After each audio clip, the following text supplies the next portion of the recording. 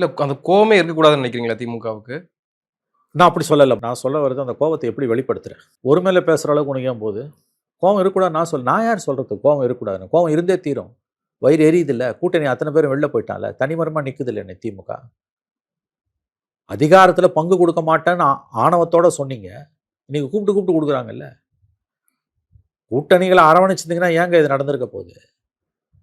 Seat ஷேரிங்ல நீங்க பண்ணாத அட்டூழியமா? ஒரு சீட்டுக்கு மார்க்சிஸ்ட்டுங்கள எவ்வளோ அலைய விட்டீங்க?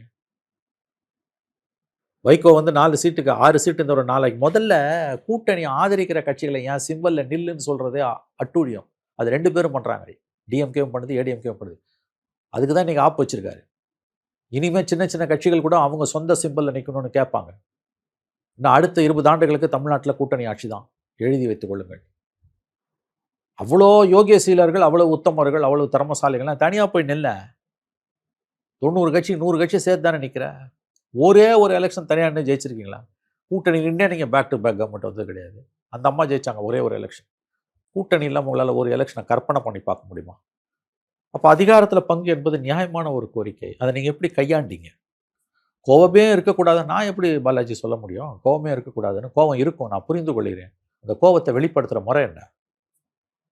மட்டமான விதத்துல கவிதை எழுதுறது. அந்த கவிதை அடிப்படையில் பெண்களுக்கு எதிரானது. Anti women. ஆராசாவுக்கு உள்ள இருக்கக்கூடிய அந்த வக்ர புத்தி, பெண்களுக்கு எதிரான அந்த வக்ர புத்தி அந்த கவிதையில வெளிப்படுது. திருமாவ, விசிகாவ, வன்னி அரச இழிவுபடுத்துறதா, காயப்படுத்துறதா நினைச்சு அவர் பெண்களை இழிவுபடுத்துகிறார். அந்த கவிதை எதை உதாரணமா வச்சு சொல்லுது? பெண்ணை உதாரணமா வச்சு சொல்லுது. உனக்கு உதாரணம் காமிக்க வேற எதுவுமே இல்லையா? ஆராசாவின் வக்ர புத்தி மீண்டும் ஒரு முறை வெளிப்பட்டிருக்கிறது. எடப்பாடி பழனிசாமி அம்மாவை பத்தி இப்படிதான் அவர் 21 எலெக்ஷன்ல பேசினாரு. அது ஏன் பெண்களை பத்தியும் எப்பயுமே பேசுறாங்க இவங்க? நான் கேட்கிறேன்.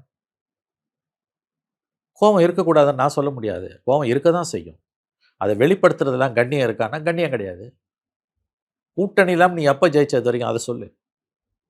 அதிகாரத்துல பங்கு கேட்டாங்க. அது எவ்வளவு தூரம் எள்ளி நகையாடினீங்க நீங்க? ஆகவே வெடிச்சு செதறும். வரும் நாட்கள்ல இது இன்னும் வெடிச்சு செதறும். அதிகாரம் கையை விட்டு போனது ஸ்டாலினுக்கு பிரச்சனை இல்லைங்க. 5 ஆண்டுகளுக்கு ஒரு முறை ஆட்சி போவும் வரும். அதிகபட்சம் 10 வருஷத்துலயே திரும்ப வந்துடும். இந்த முறை கட்சி கையை விட்டு போயிருக்கு. ஞாபகம் வச்சுக்கோங்க. கூட்டணி கட்சிகள் வெளியில போயிருக்கு. திமுகவே கையை விட்டு போகுது.